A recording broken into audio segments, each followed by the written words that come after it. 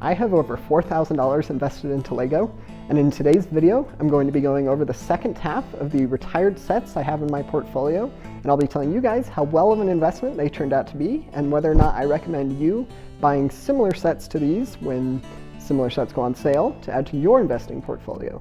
Okay, let's get started with the very first set. So the first one we have here is the Action Battle Echo Defense set. It's a very interactive set. It's got these little LEGO cannons to knock down builds. It looks like a pretty fun set. And from this one, I've been able to get a 31.2% return on investment because I was able to buy pretty much all these sets on sale, so that is factored into this. And I've been able to get, like I said, 31.2%, quite a few of these, so it turns out okay, but hasn't been the best Star Wars investment I've had. It may go up in value more later on. It hasn't been retired for too long, but we will have to see. Okay, the next set is this one right here, a LEGO Harry Potter set. This is the Night Bus, and I've been able to get a 42.3% return on investment from this set. It's a LEGO set 75957. It's got 3 minifigures, great set. Harry Potter sets are good investments. I have most of my money invested into LEGO Star Wars sets, but LEGO Harry Potter sets are second, so normally they end up doing pretty well. So if you're able to get a set like this, it could be a good addition to your investing portfolio. Next up, we have a LEGO Star Wars 20th Anniversary set. In this case, the Pod Racer set, Anakin's Pod Racer 20th Anniversary Edition. It's got 3 minifigures. You have Anakin, Padme, and then you've got this Luke Skywalker figure from 1999. And yeah, great set.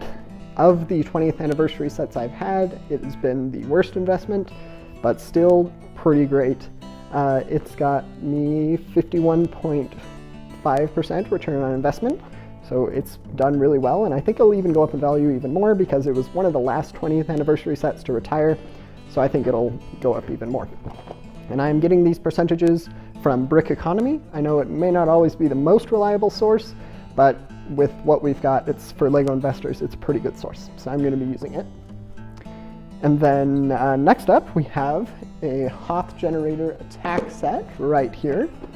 This is set 75239. It's got 2 minifigures. Like the other set, it's got the LEGO cannons, little interactive builds, and it has grown about 27.7%, so good investment. Like I said, not as good as some of my other Star Wars investments, but still okay. All right, next up we have, along similar lines, the Action Battle Endor Assault set. So this is pretty much the same thing, just in Endor. It's got the same 2 minifigures, LEGO cannon, and a very interactive set. It's depicting a pretty famous scene from the Battle of Endor. And this one has gone up in value 32.9%, so it's been a better investment than the Hoth one, which is kind of interesting. I suppose it's a slightly more popular scene, so it's ended up being a pretty great investment. And then next up, we have a Marvel set, LEGO Avengers. It's got 167 pieces, set 76123, and it has 4 minifigures. You've got these 3 Outriders and then the Captain America figure. This one's kind of old.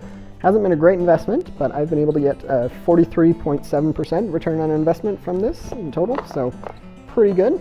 But Marvel sets aren't my favorite to invest in. I normally don't have too many of them in my portfolio, but there are some LEGO Marvel sets that end up being really great investments. I just am not willing to commit as much money to LEGO Marvel sets because not all of them are going to be winners. So next up, we have another, I believe the final 20th anniversary set. This is the Imperial Dropship set. It's got plenty of stormtroopers and this 2000 Han Solo collectible minifigure. So this one has done really well for me. It's gone up 149.9% in value, so great set for my investing portfolio. One of the higher 20th anniversary sets. I've started to sell them off, so I don't have, I believe this is the only one I have, so I'm probably going to be selling it off soon because it's made so much money and put that money back into my LEGO investing business, but it's been a great investment. Next up, we have a bit of a bigger set here, the Hogwarts Great Hall. So this one hasn't been retired for very long, but I've been able to get a 33.8% return on investment from this one, and I believe that it'll go up in value quite a bit more It's a very famous scene, probably one of the most famous from the Harry Potter world, and it's been a pretty great investment so far. So I'm going to hold on to this probably for maybe a year at most, but most likely a couple months. And then next up, we have the Whomping Willow set, which can be attached to the Great Hall set. And it has actually been a better investment than the Great Hall set. It's gone up in value 65.2%. And pretty great investment. It's got some good characters, pretty iconic characters, somewhat similar to the characters in the Great Hall. And yeah, great investment. If you're able to get some of these Hogwarts sets, they could be good investments for your portfolio. Next up, we have a bit of a smaller one here, another Harry Potter set though. This is Aragog's Lair. I have, I believe, 11 of these, so they've been really great investments for me. I've got plenty of them. It's gone up in value 134.3%, so really great investment. And I think I may hold on to these for a little while longer. I think it's a possibility that they go up a bit more, but great investment for the most part. If you're able to get these cheaper LEGO Harry Potter sets, they can be great additions to your investing portfolio. Next up, we have a Marvel set. This is the Outrider Dropship Attack.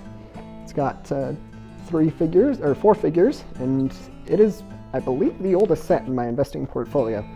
I've had it for quite a while, and hasn't been a great investment like some other LEGO Marvel sets. I've gotten a 33.1% return on investment from it, so, you know, pretty good, but not amazing.